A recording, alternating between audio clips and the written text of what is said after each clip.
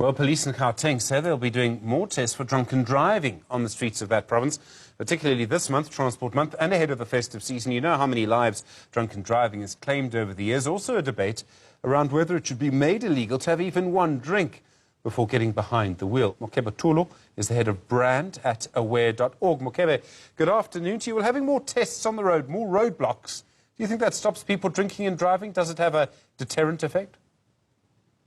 Good afternoon, Stephen, and good afternoon to your viewers. Thank you so much for having us on your show. To answer your question, it is a firm yes, but that alone cannot solve all our problems when we speak about drunken driving and reducing those numbers.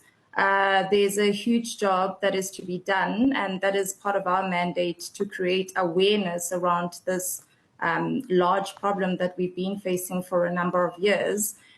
Supported by the next stage, which would be the roadblocks, the action and physical intervention that takes place, that visibility being created. So the roadblocks and the testing at the roadblocks has shown to decrease the numbers for drunken driving. I mean, there was a time, I suppose, when people would argue if they go out at night, the only way to go home would be to drive in a car. It was no public transport at night. It was incredibly dangerous. There's absolutely no justification. There are more services. There are Uber, there are others. So people can go out and get home. Are people still drinking and driving in large numbers, or has there actually been a change?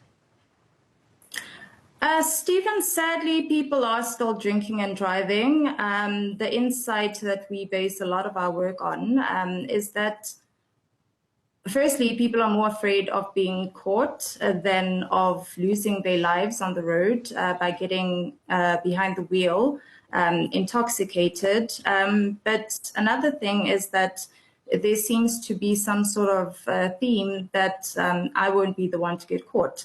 So yes, it is still prevalent. We believe because of the work being done, specifically with the partnerships that are being formed, and the collaborations around the specific problem, the numbers have decreased. But yes, it is absolutely still something that happens and something that needs to be addressed throughout the year. Isn't one of the problems, I think, that many people actually expect the police at a roadblock to be corrupt? They think they'll be able to pay their way out of it. And don't many of them do that? I mean, one of the things that we often say is that this is a whole of society problem. So yes, I think we've all heard the stories around people perhaps paying off officers, etc. Of course, the JMPD, who we have witnessed and have seen are doing an excellent job, are not themselves perfect, and there will be such cases that occur.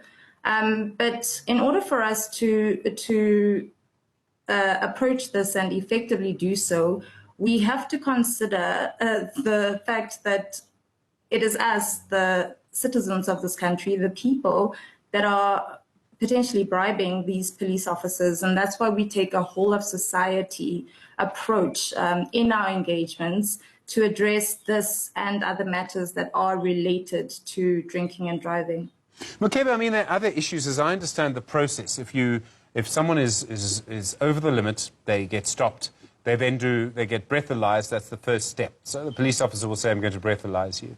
But that doesn't hold up in court. You actually have to go to a district surgeon and get a blood test, and that takes a long time. So the person may be over the limit when they were stopped by the police. By the time the test is done, 4 hours later, they're legally sober. It doesn't mean they weren't legally drunk when they were actually driving. I've got to say, do we need a different system? Stephen, that is absolutely correct, and that is part of where we come in as Aware and as a collective in terms of supporting organizations such as the JMPD. So we've taken technology and used it to further our cause.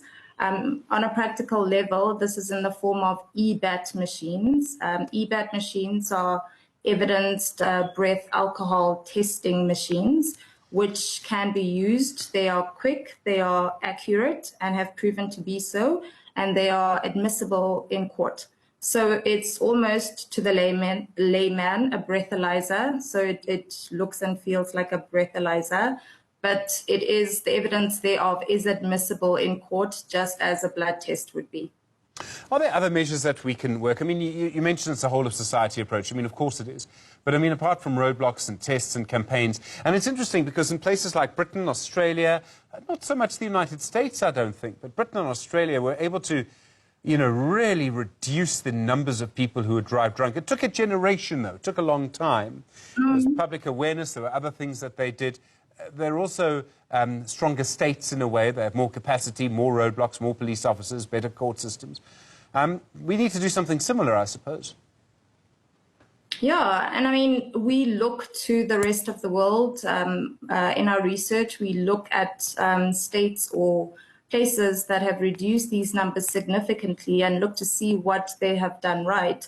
Of course, with the examples that you've mentioned, the composition of the countries are very different to the South African demographic. But what we do is we look at the underlying causes for drinking and driving, for example.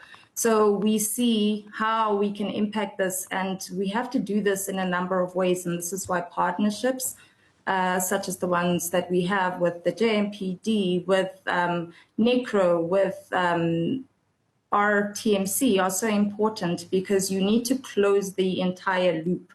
It cannot be one organization doing one thing and aiming to have any sort of radical impact. And that is why so many partners have to be involved at different places in this journey in order for us to be effective. Mokebe, thank you very much indeed. Mokebe Tulo from aware.org. Really do appreciate the time. In other news, the KwaZulu-Natal Economic Development and Tourism Affairs Department has denied claims of